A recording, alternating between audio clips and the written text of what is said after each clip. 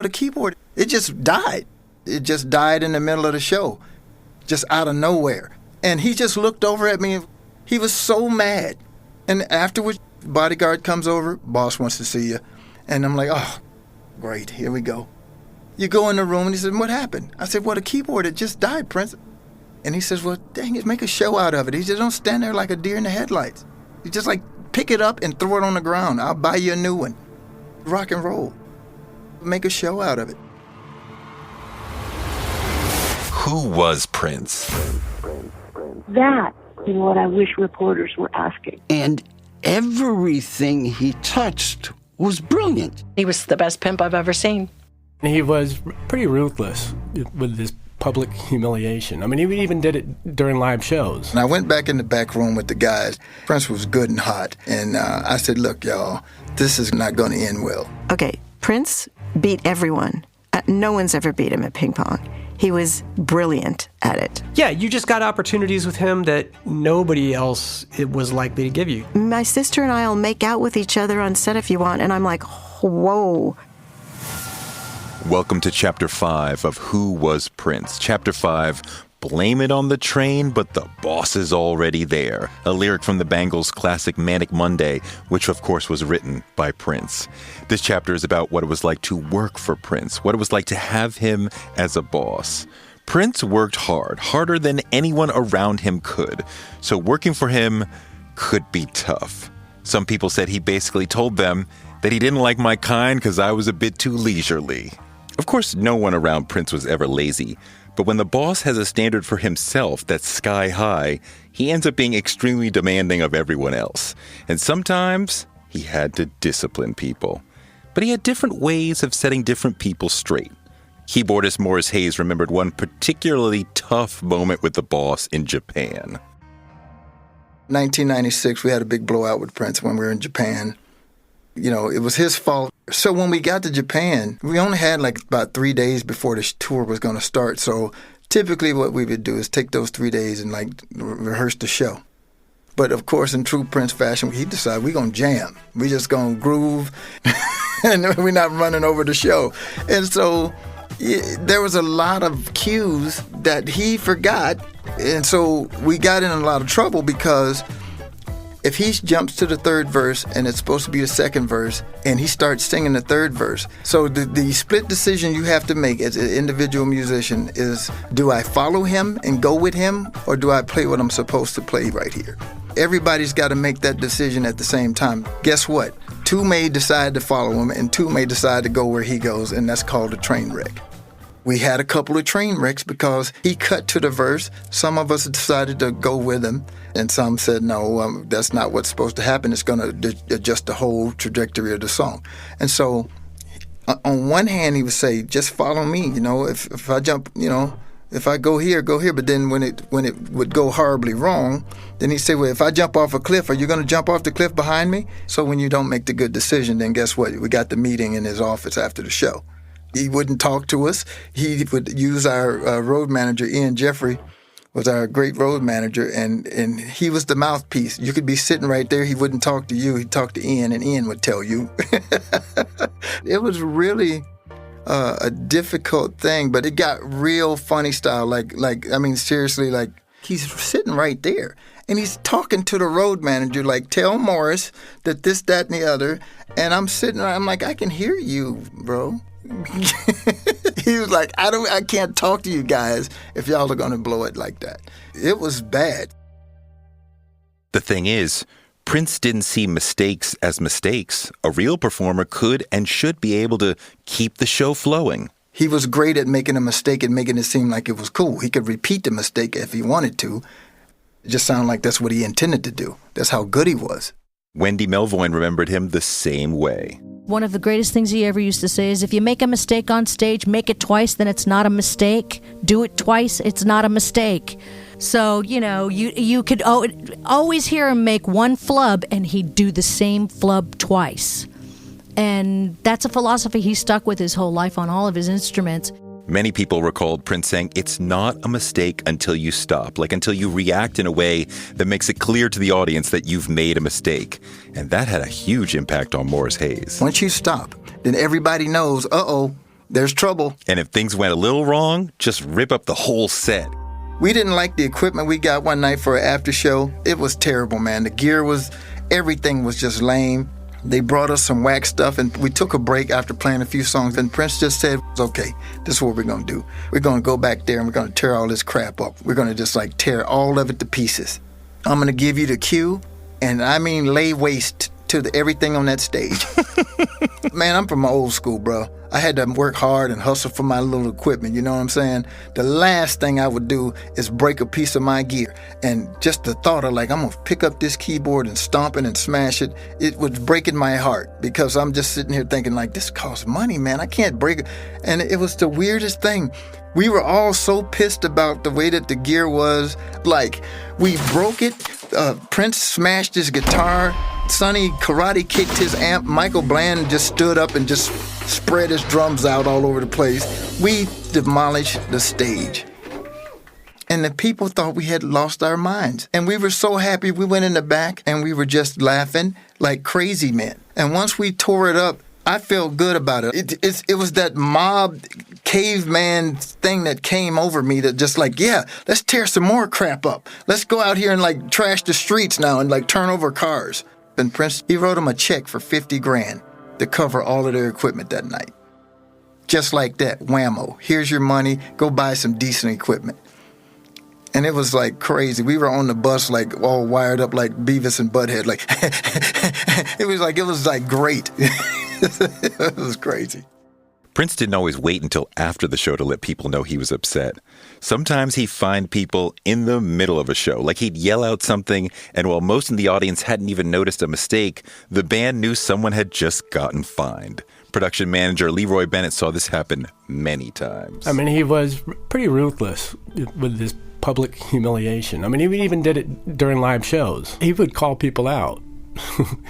If they made a mistake during the show, he'd turn around and pull the whole James Brown thing and just say, he'd say $50. He's basically saying he's fining them $50 for messing up. Brown Mark said the fines for onstage mistakes could be a lot more than $50. I remember one day my fine was up to $1,200 in one day. Yeah. What did you do to rack up $1,200 of fines? Just missing cues, You just not paying attention. Again, man, I'm dancing. I'm having a good old time, man. I'm spinning around, trying to act like a fool. And all of a sudden he'd be like, and I'm still playing. I'm like, dang it. Everybody done stopped and I'm rumbling. He did it a lot. But Prince was also savvy enough to know different people had to be dealt with in different ways. He knew he couldn't yell at everyone. Manager Alan Leeds said he was good at figuring out just what someone could take. It depended on who it was. His way of dealing with people depended entirely on how much he thought they would take. There were certain people in the band that were punching bags because he just knew he could insult them, he could talk about the mama, he could do whatever he wanted to do, say or do, and they'd still be there tomorrow, ready to go. There were other people, like my brother, who weren't going to take that. Alan's brother, saxophonist Eric Leeds, was in the Revolution for many years, and he was a deeply valued member. But when he ran into trouble, well, I'll let Alan tell the story. We had an after show somewhere in Europe, I think in Rotterdam or something, and it was one of those nights where he called an after show, and Eric wasn't feeling well. And on top of which, it had been a long day with a long sound check, and we had just traveled the night before, and it was just one of those grueling days that nobody was feeling it. The crew was worn out, the band was worn out, but he was insistent that we're going to do this club show. So, of course, everybody sucked it up, and we did the show, except Eric. He said, you tell him I'm sick, you tell him whatever you want to tell him, but I'm not going. I'm just not going. And I spent about 10 minutes look, dude, you're putting me in the middle of this. You're my brother. This isn't, if it's somebody else in the band, I don't care. But, now I'm caught in the middle of this. And he's like, I don't care. That's too bad. So we get to the gate. Where's Eric? And I said, he wasn't feeling well. He stayed back at the hotel. Call him and tell him I said, come over. And I said, he ain't coming. Oh, okay. So the next day, Eric showed up at sound check like usual. Great attitude, friendly. Had a good night's sleep. I'm feeling better. And it was, I gave everybody a big bonus last night. And it was true. Now, most after shows, nobody got anything extra. Now, I might add, he paid his musicians very well, way better than anybody else in that era. But it was understood that you were getting paid really well because it meant if he wanted to record or do an after show or rehearse for 10 hours, you were there, no questions asked. So his way of messing with Eric was simply to say, look, everybody else got like $500 extra last night, and you didn't. Brown Mark was a bassist in the Revolution, and he said Prince sometimes dealt with problems in a far more aggressive way. I come from a bar band, and so we're programmed. We get conditioned to play a certain way when you play in the bar and you're playing cover tunes all the time. So we were playing head, and I was just playing it how I learned it, I just listened to it and played it how I thought it sounded to me. In his first rehearsal with Prince and the band, he learned that the way he'd been playing was not up to Prince's standard, and he learned this the hard way. And so I got in there and I was just playing it, bum, bum, bum, bum, bum, bum, like that, right? That joker turned around, looked at me, did a circle back, bam! I was like, oh! And I was like, did he just kick me? Prince kicked him in his behind. He just kicked me. I'm baffled. Ain't nobody ever kicked me without a fight. I mean, I'm like, he just kicked me. And then so we start playing. Comes back around again. He circled around. I didn't see him. All of a sudden, bam, kicked me dead, pointed toe boots, dead in the crack. The crack. And I was like, oh. I turned around. That time I was like, oh, I'm going to bust him up now. I'm going to bust him up because I was like, now you messing with my manhood. Now you testing me. And, I'm 6 feet tall. He's 5'2". But before he was with Prince, he was playing in a bar band and working at a 7-Eleven. And he knew that if he attacked Prince, he'd get kicked out of the band and be right back at that 7-Eleven. Are you going to throw this away right now? Because that's where it was at. It's like, you gonna throw this away? Because I was ready to beat him down. And I had to really think about it. And I said, why would he kick me? What is he doing? And he came back around again. And this time I was ready for him, but he whispered in my ear. He said, you better play the bass or I'll find somebody who will. I was so mad. I went home, told my mom what happened, and she kind of told me what happened. And she said, kind of like a POW, you get captured, they have to break you in order for you to be obedient to what it is that what they're trying to do. And she told me he's trying to break you. He's trying to break you from all your old habits and your old patterns. How he does it is he's taking away all your dignity and taking away everything so that you don't have no pride, you don't have nothing. He's stripping you down. If you fight him, then you just lost. You can fight and win, but then you lose. But if you take what he's trying to do and you run with it, you're going to learn something. I sat down and I was like, what is it he's trying to teach me? What is it he's trying to say? I started listening to the record again. And then I started to replay it. And then that's when it clicked. I'm playing the notes. I'm not feeling it. So that was the lesson. I didn't know that was a lesson, but I was like, that's the only thing I could pick up. And I remember I went back to rehearsal the next day. He does that to me this time. It's going to be lights out, because I wasn't going to deal with it no more.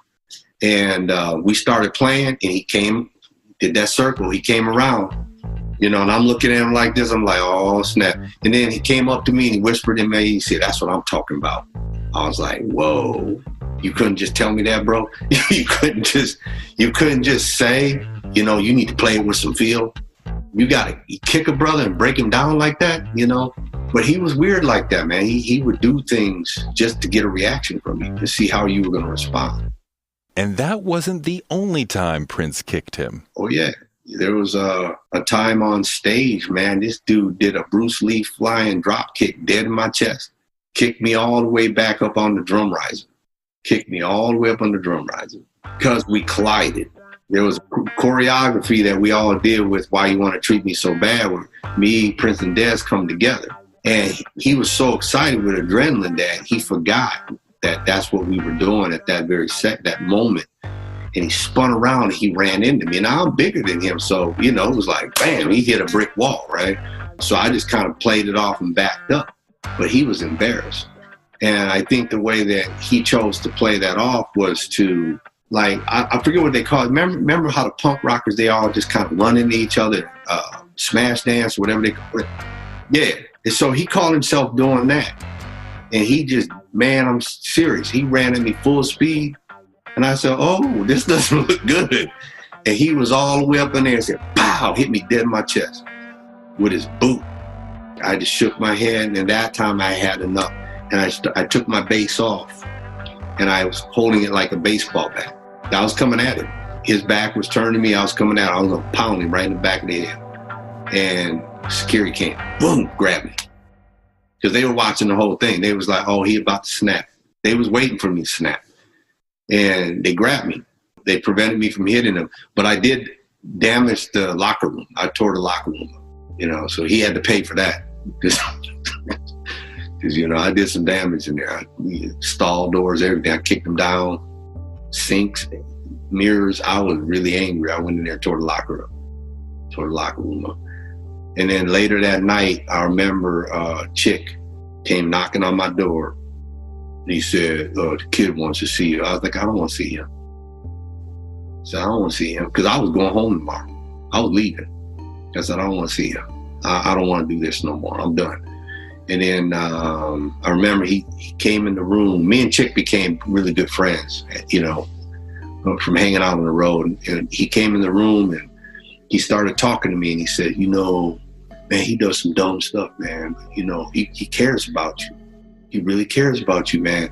I was like, cares about me? I said, did you see the video? I said, he did a flying drop kick. He kicked me like Bruce Lee dead in my chest. He embarrassed me in front of all them people. And he's like, man, Mark, don't throw this away. Don't throw this away. And I remember I was just like torn about it.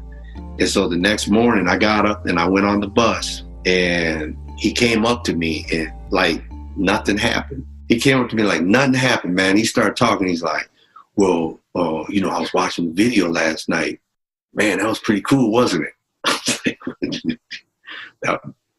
that was pretty cool. I said, you kicked me in my chest. He said, man, that was just part of the skit. You know what I mean? You know, we collided. And so, you know, that's how you play it off, man. We just had to make it look like we were slam dancing. You know, we were just, you know, being like punk rockers. We were just going crazy on stage. That's part of the energy. He was making all that crap up because he knows he messed up. He knew he did me wrong. Several of the people who worked for Prince say they feared his moods. He loved to make jokes, but coming from the boss, sometimes a harsh joke could come across as cruel. One of his bodyguards, a man named Hucky Austin, said Prince once teased him about his clothes in front of everyone. I used to wear bandanas all the time, and so they were doing a rehearsal for Get Off. I came in a rehearsal room one day, and he stopped the music. He said, Hucky, you know who you look like? And I'm like, no, who do I look like? He said, man, you look like Harriet Tubman. And everybody busted out laughing at me, you know, and I left. But here's the interesting thing. Prince had a sensitive side, too. Although he would never tell you that he was sorry, he would show that he was sorry by his actions. And here's what I mean by that. So, you know, everybody's laughing at me, so he could obviously see that my feelings were hurt. So the next day, I came to rehearsal, and I look up, and he's got a bandana on, just like I wear. And so I asked him, I said, hey, I thought yesterday you said I look like Harriet Tubman. He said, you did, but I make it look sexy. You know, but that was like his way to say, hey, man, I'm sorry. Look, you know, I'm going to do it now, too. Prince could be a lot of fun to be around, as long as he was in charge. He loved playing pranks as a way of performing for people while keeping them off balance. One frequent prank he pulled a lot in the early 80s went like this. He'd tell you that he could transform into a black cat. You'd say, yeah, right. He'd say, watch me. Then he'd walk out a revolving door or around a corner, and a moment later, an actual black cat would come walking back from where he'd gone. Then he'd run around to another door or something and slip back to you like nothing had ever happened. He carried a black cat around with him on tour just to pull this prank on people. He also loved quietly tiptoeing up beside people and surprising them, maybe making them jump as he sort of appeared out of nowhere. Sometimes in the early 80s, he'd sneak up behind you and get down on all fours while you were talking to a bandmate of his or somebody, so that when the bandmate gave you a little push, you'd fall back over Prince. Prince liked tripping people. Such a little prankster. He also loved playing table tennis. And apparently, he was great at it, like really great. It was another chance for him to compete and win and boss up. Randy St. Nicholas saw this herself. Did you ever see Forrest Gump? The ping pong sequence in that movie? Okay, Prince beat everyone. No one's ever beat him at ping pong. He was brilliant at it. And he would just effortlessly hit the ball, and everyone else is struggling and running back and forth across the table trying to get the ball. And he would just be like in one position with just like a flick of his wrist, making it look all so easy, and back and forth and try to get the ball. And I'm just going to stand in one position and just kind of tap it, and it's going to send you running. This is just part of his sense of humor. And you had to be there because you were just laughing the whole time, because you couldn't believe it, that he could be that good, but he was that good. Photographer Afshin Shahidi also saw it. I wondered how he got so good at ping pong. There's something about his hand-eye coordination, and I think it all goes to the fact that, he's this phenomenal guitar player, but he was good, and he could do trick shots and spins, and the whole time he is talking smack. If he can't beat you, physically, he will mentally beat you, which is pretty funny to watch if it's not happening to you. I remember him saying something like, you feel like going home now, don't you? You want to go home, right? You want to go home? You can go home. Alan Leeds said Prince once played with Michael Jackson. No, I wasn't there. I heard Prince's version of it. It's like, he can't play ping pong. He can't play ping pong. That's all he said.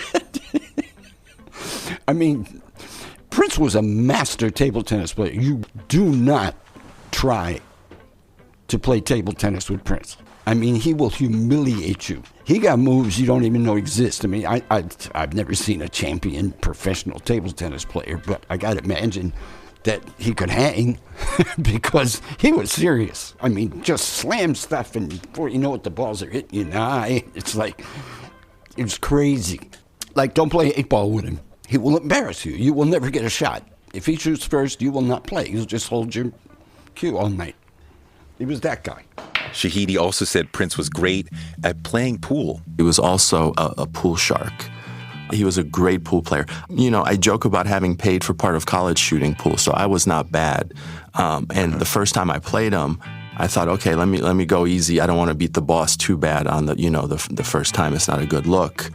He cleared the table. I didn't even have a chance. And I'm like, okay, so it's like that. And he enjoyed winning, and he kind of, he walked around and did a little bit of the Color of Money Tom Cruise thing with his pool stick, like using it like a nunchuck and going up to the ball. He was pretty cocky when he shot pool or played basketball or even played ping pong.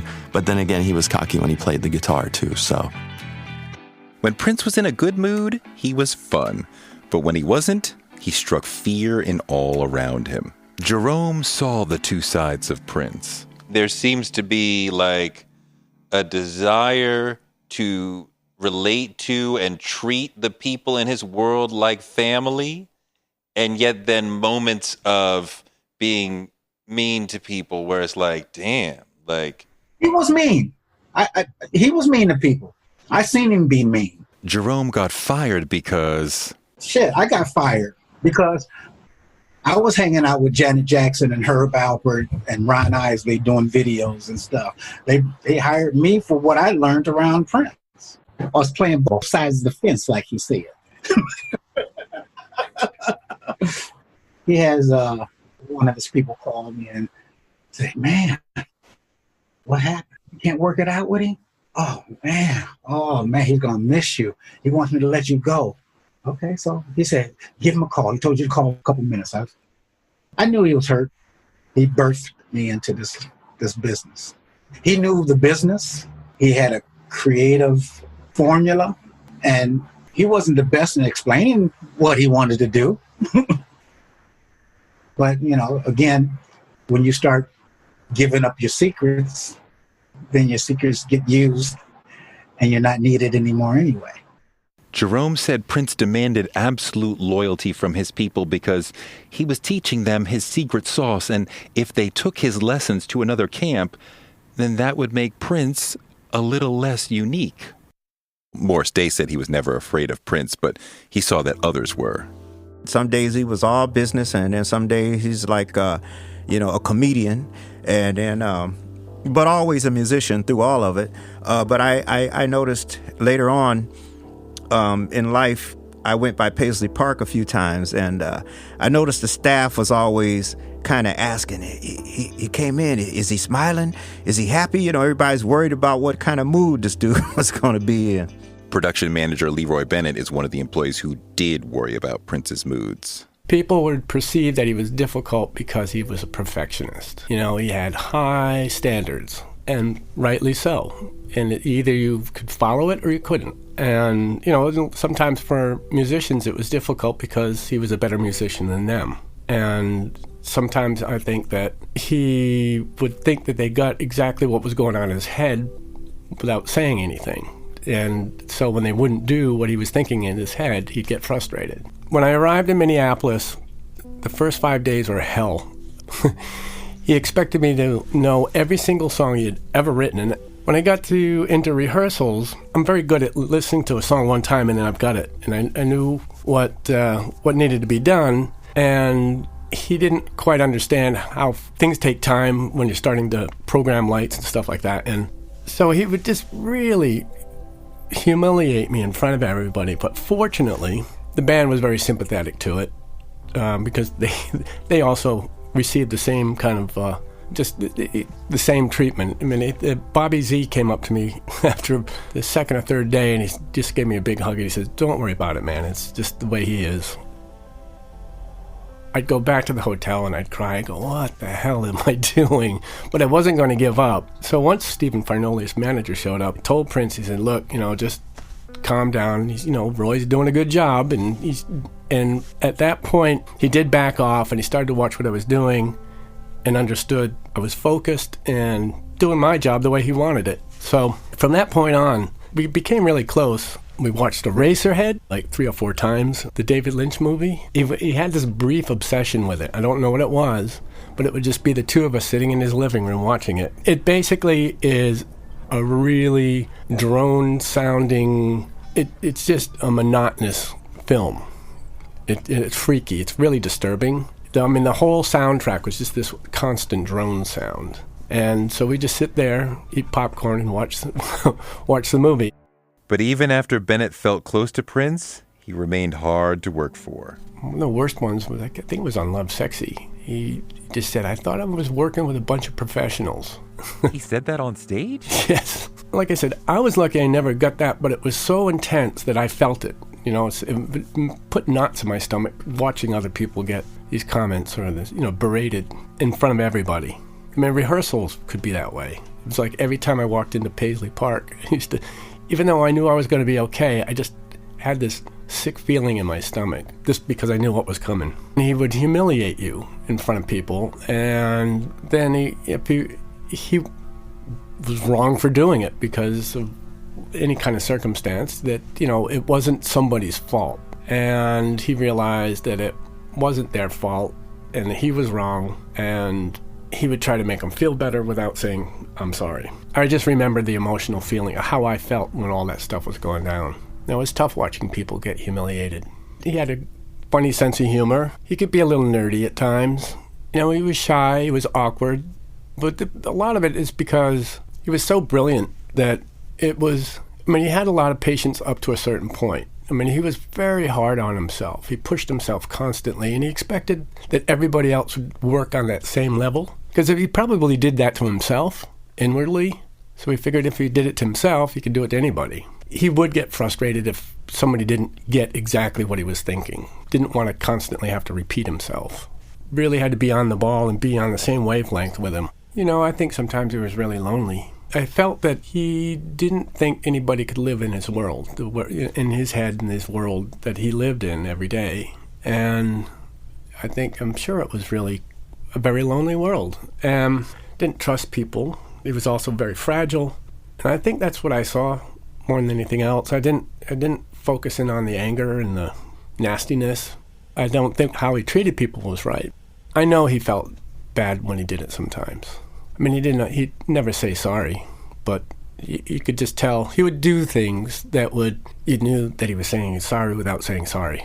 That said, Bennett loves Prince and is beyond grateful for the time he had with him. I'm so blessed to have worked with him. I mean, I can't say I wouldn't be where I am now if I didn't work for him, but he definitely made me see who I am. He had a way of looking into people and seeing that they could do more than what they thought they could do, and that's why he was pushing people. My experience with him was way different than a lot of people, and I had a really good relationship with him, but I also understood that he was a complete asshole sometimes.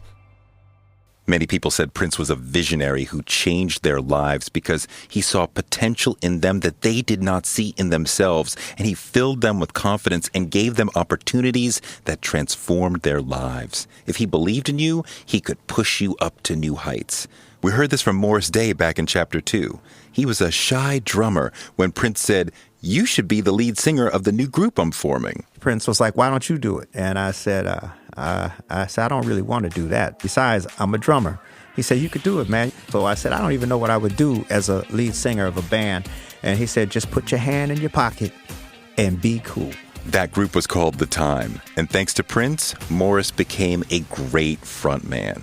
Prince had similar interactions with all sorts of people, not just musicians. Photographer Steve Park got that treatment. Yeah, you just got opportunities with him that nobody else was likely to give you. He would see your creative brain and your creative abilities and challenge you and push you and kind of really bring out what you could do that probably you wouldn't do for yourself. Randy photographed the Diamonds and Pearls album cover, and Prince liked it so much he told her she was going to direct his next video for his wild single, Get Off.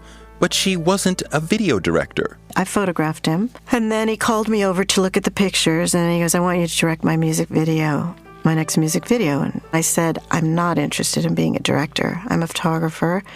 You know, I don't really want to direct a music video." He goes, "Yes, you do." I go, "I do?" He said, "Yeah. I just said you can have anyone. I don't know why you want me."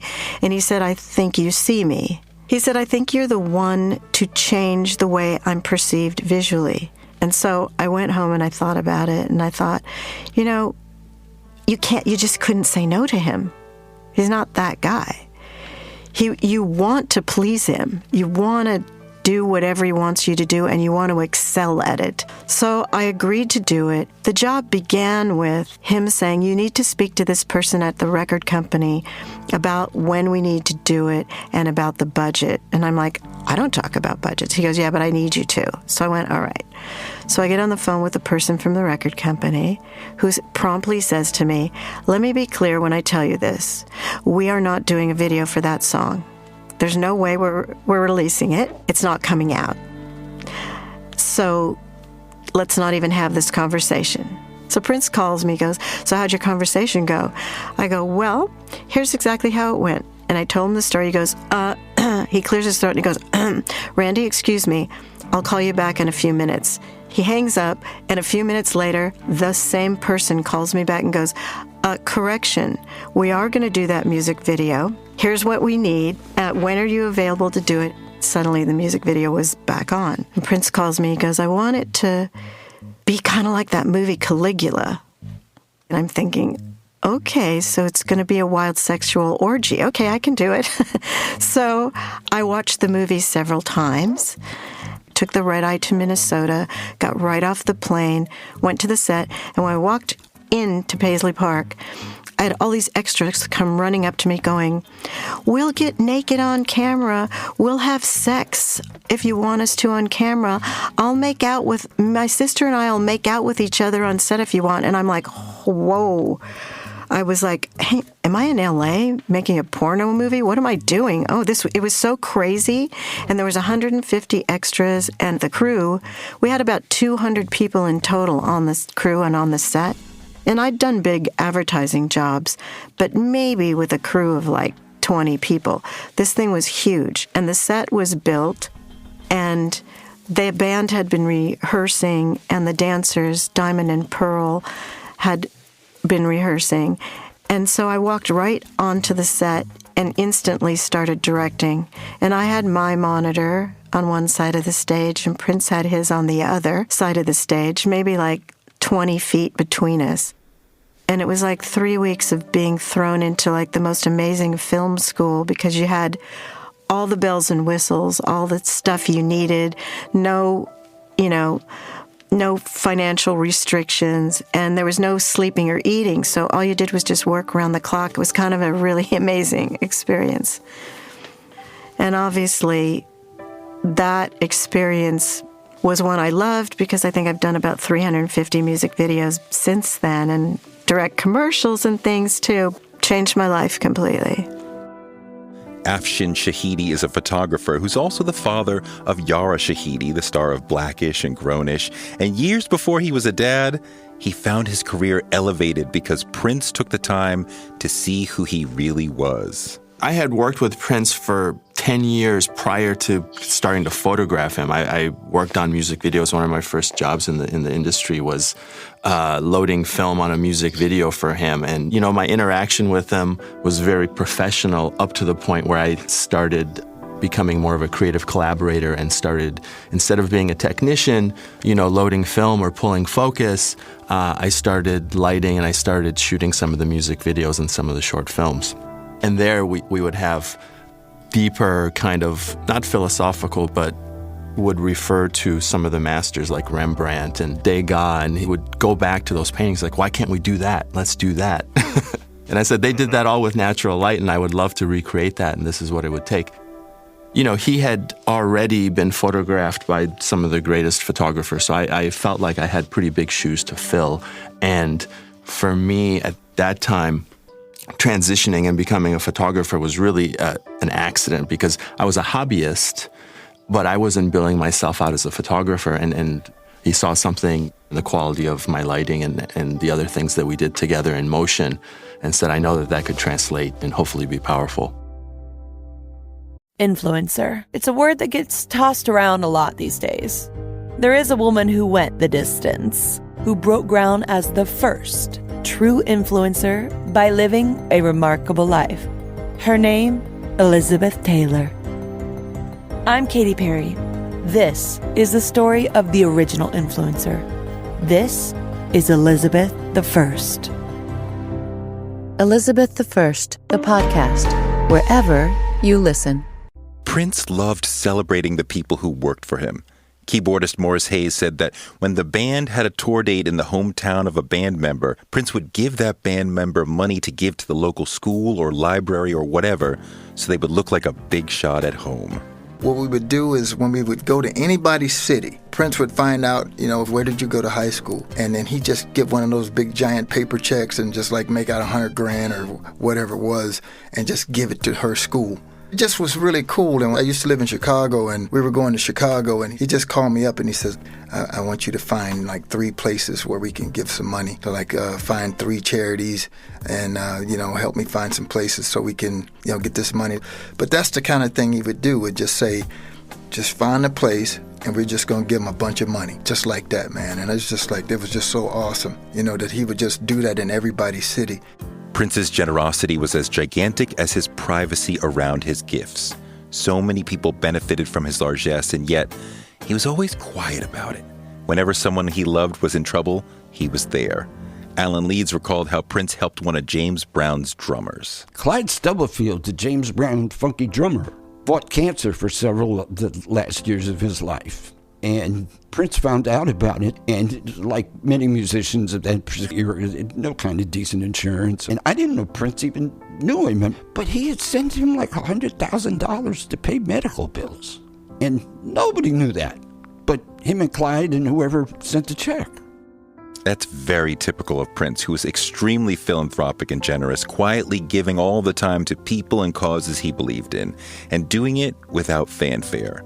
Singer and girlfriend Jill Jones saw him giving a lot. Everybody has some wonderful stories, and like one thing that I will never forget was the Marva Collins School. We were on tour, and he went and he would give money to people. That's really true. He gave to people, and he did not look for acclaim from it at all. So it was always interesting when I saw that he started to put his face and his name to things like with Baltimore, and he started coming out more. But he still never was always that comfortable with telling people just how much money he did give. He was sort of like he would just give it. He just liked his money to be spent on quality, you know? He liked to see the people beneath him have good things happen to them, especially if it was because of him. Prince's engineer, Susan Rogers, said, Then I think it would have been around 85, maybe even 84. And we were working at Sunset Sound in Los Angeles. I had to leave the control room, and I had to take this phone call from the realtor because I'm buying a condominium on Lake Harriet, and I just needed to talk to the realtor. Prince called Gilbert Davison, his valet at the time, into the room, and he said a few words to Gilbert, and Gilbert left. And half an hour later, Gilbert came back in the room with a bottle of champagne and those champagne glasses. And he opened it, and he poured us champagne, and Prince looked at me, and he said, when I was a kid, I used to dream that I would own a house on Lake Harriet. Now I have people working for me who own a house on Lake Harriet. And we clinked glasses, and it was one of those moments where you look at each other and you realize our dreams have come true, haven't they? I understood what it meant, that a victory for me represented a victory for him, too. But Prince also took from those around him when he wanted to. Brown Mark, a bassist in the Revolution, says that during his time in the group, if Prince heard him or someone else working on something hot, he would take it and make it his own. And he could be, let's say, stingy about giving writer credits. We never wrote the stuff on our own. It was always, the maestro was always present when we were doing things, but I would come super early and start working on material. And he would walk in, I'm like, dang. Every time he would walk in early, he'd show up early, I was like, man, he gonna take this. And sure enough, he walked up to me, he was like, what's that? Oh, it's just this jam I'm working on. And then he was like, he said, yeah, man, hit that again. And next thing, he'd go grab his guitar, and that was it. I knew I lost it. And then as the band trickled in, he started going up and jamming on their instrument, dishing parts out. And next thing you know, see, he'll take the whole thing over. And then you don't get any credit for it. There was nothing to show that I even created the basic groove for the song. He says Prince wrote the first version of Kiss, but it wasn't quite working. He started the song, he gave me a cassette tape. It was a cassette tape of him singing the words with an acoustic guitar. And I hated it because it just sounded like an old folk song, something Bob Dylan or somebody would do. And he said, you should do this because it will give Maserati a different feel. Maserati was a band Mark was developing. So I said, all right, man. I said, I'll give it a shot. First thing I did, me and Dave Rifkin, first thing we did was went in the studio. And because I always used him for engineering. And first thing I did is came up with the beat. Did the drum beat, then put the guitar apart. It was just acoustic. Dave's like, Mark, that'd be cool. We put the key picks on it. I was like, dude, let's see what it sounded like. And so the songs started coming. I was like, ooh, it needs some logs. We call them log drums, the DX7 log drum program. So the song started coming together, right? And I was using a DX drum machine. That song was written on a DX, the Oberheim. And so it had a different sound, a whole different feel than what the Prince stuff was doing. So Prince walks in, because we were getting ready to go to dinner. And he was like, you should let me work on that a little bit. He said, what time you coming back? I already knew what that meant. I was like, dang, man. I was like, he gonna take this. He gonna take this. So sure enough, we came back from dinner. He did not want them in the studio. He came and got me. He said, He said, come on, I want you to hear something. All I heard is, and then he came in singing with that falsetto. I was like, oh man, I said, he took this song. And then he said, man, this would be a better hit on us. I think we should release it on the Revolution album. I'm thinking, cha-ching. I'm like, you mean I'm gonna get a song on a Rev album? He was like, yeah, man. He said, you know how I take care of things. And, this will be a hit. And it was a hit. I was driving down the street when I heard it on the radio, didn't know it was even released. Got to the hotel room on MTV, saw the premiere video, and I was pissed. Because I was like, dude, he couldn't even tell me when it was coming out. Did not tell me that they had a video. Couldn't even incorporate me in the video. I was like, bro, I was heated. Then I got the album cover. The first print on it, if I remember, it said, thanks to Brown Mark for hand claps. I was like, whoa. And so that's when I found him. Because at that time period, he was hard to get a hold of. He was always hard to get a hold of. But I found him and I just went off, man. I was like, yo, dude, what is this? You promised this. He says, oh, that must be a mistake. He says, man, don't worry about it. I'm going to take care of you. I didn't know about royalties and all this kind of stuff yet. I hadn't learned all that stuff. And so he said he was going to take care of me. So I was like, okay, I trust him. He's going to do this. He's going to do me right. I ain't never seen an ounce of change on that song. Not one penny. The whole groove, he wrote the lyrics and the melody. I wrote that groove. That was all me, 100%. There ain't no ifs, ands, buts about it.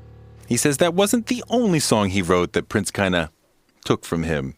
Girls and Boys. Girls and Boys was my groove. I was grooving on Girls and Boys before anybody heard anything about it. That's when we got the new Rollin' stuff. And again, I was in there early and I was working on a jam, and it was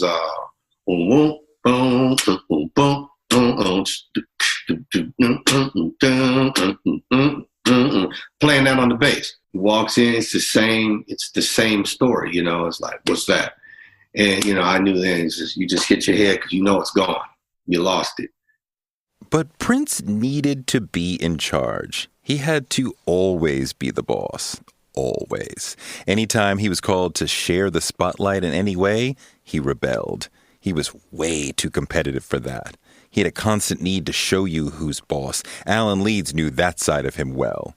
He was extremely insecure and, as a result, very, very competitive. He had to prove, every day he had to prove his worth somehow. Every jam session became a competition. You played basketball with him, you knew what that was like. Everything was a competition. If you watched a movie with him, it was a race to see who figured out how it would end first. I mean, everything was competitive because he had to just continue to prove and reprove his dominance, his superiority, his intellect, any skill set at all. He felt he had to prove it over and over and over again. Susanna Melvoin saw that a lot too.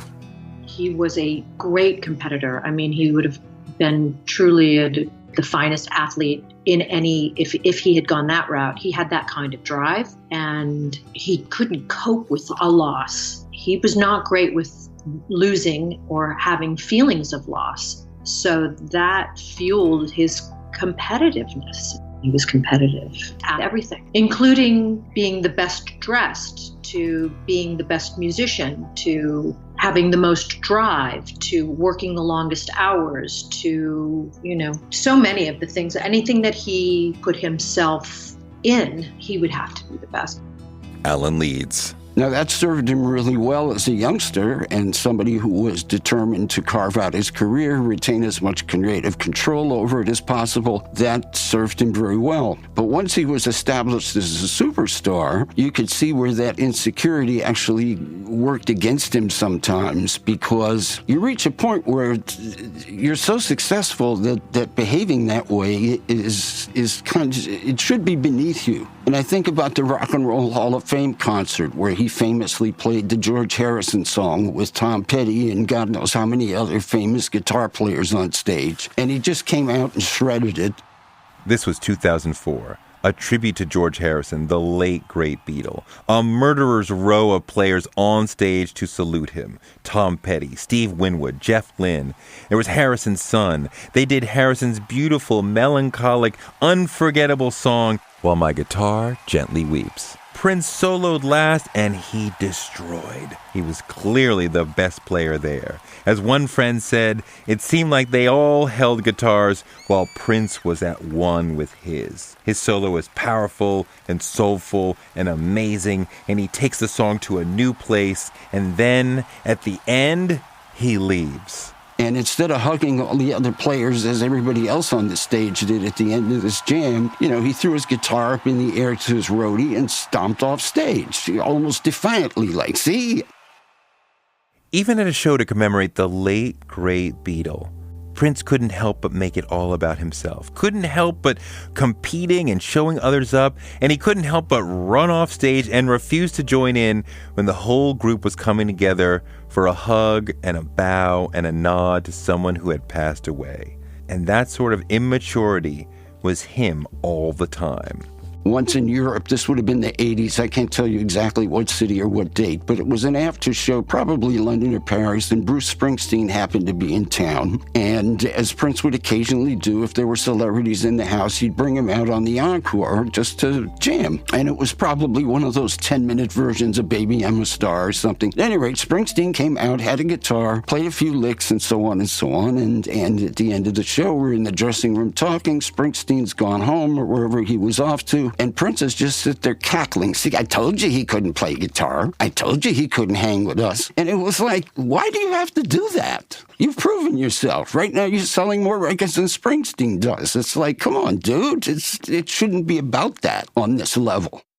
Leroy Bennett was Prince's lighting and set designer for the first 14 years of Prince's career.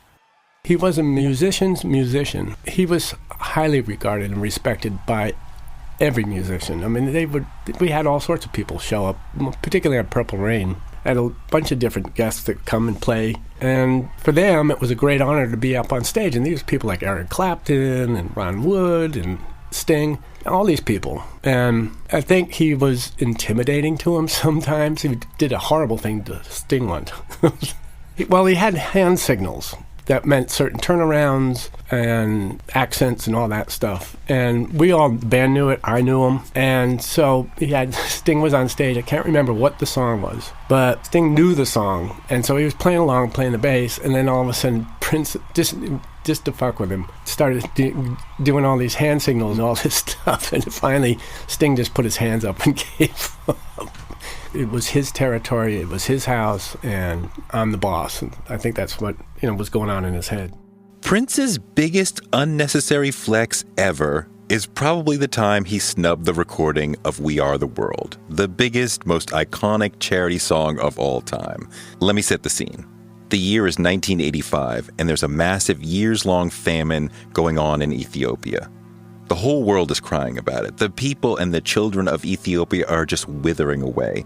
Images of babies with stick-like arms and distended bellies are everywhere. 1 million people have died, and everyone's trying to help as much as they can. Harry Belafonte, the legendary actor and singer, starts a project to help combat hunger in Africa and in America too. He recruits several of the biggest singers of the time to spearhead it. Michael Jackson, Stevie Wonder, Kenny Rogers, Lionel Richie, and one of the biggest producers of the time, Quincy Jones. They say, okay, we're going to write and record an anthem that will bring attention and donations to help the starving people. And they're going to get the supergroup to end all supergroups to come and sing it. More than 40 of the biggest singers in the world were called, including Ray Charles, Billy Joel, Diana Ross, Bruce Springsteen, Tina Turner, Paul Simon, Bob Dylan, on and on and on. 50 famous singers were turned away. Of course, Prince was then one of the biggest artists in the world, and they had planned a special section of the song where Prince and Michael Jackson would sing to each other, thus setting Prince up as one of the most special of the special. Alan Leeds told him he should definitely go do it.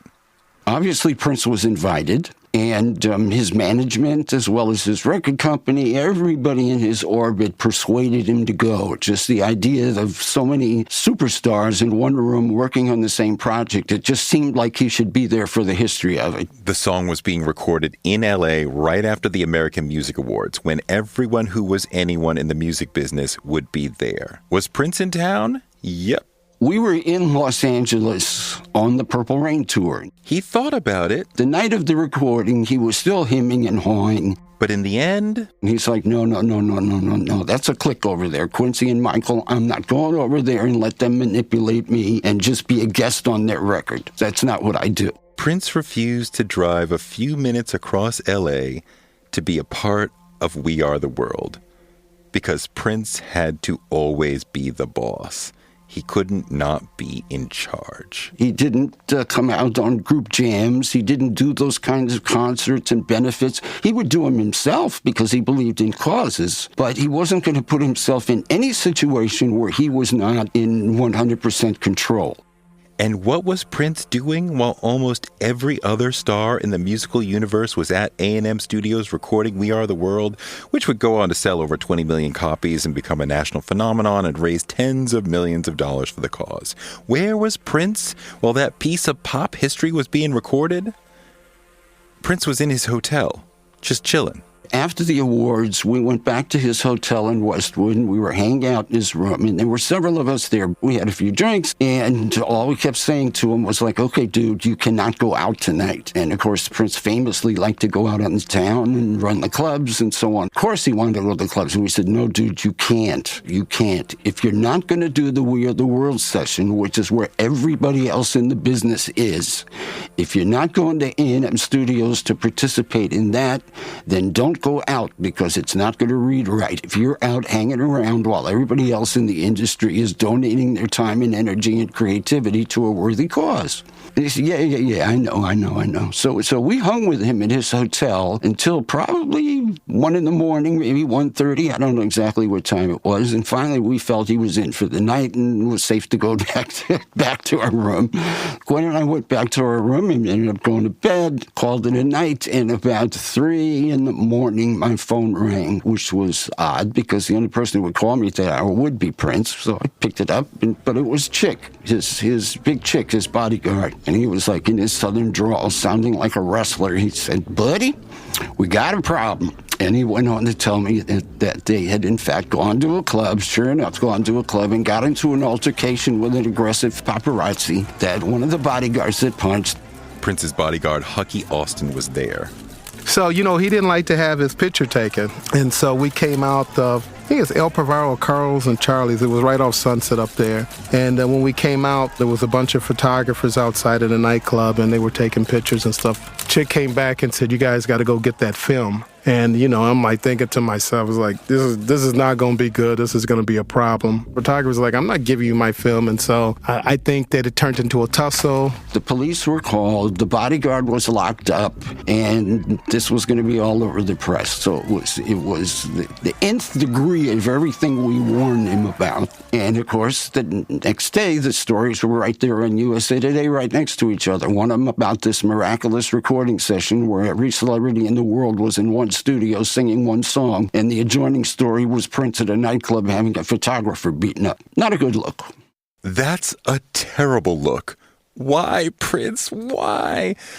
But despite him sometimes having a bad look figuratively, the man almost never had a bad look literally.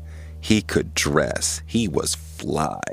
In our next chapter, Chapter 6, we'll explore the world of Prince's clothes and the people who worked for him to make them, because Prince had designers and tailors working for him around the clock so he could always wear custom and always look good. Prince and his clothes. Next chapter of Who Was Prince?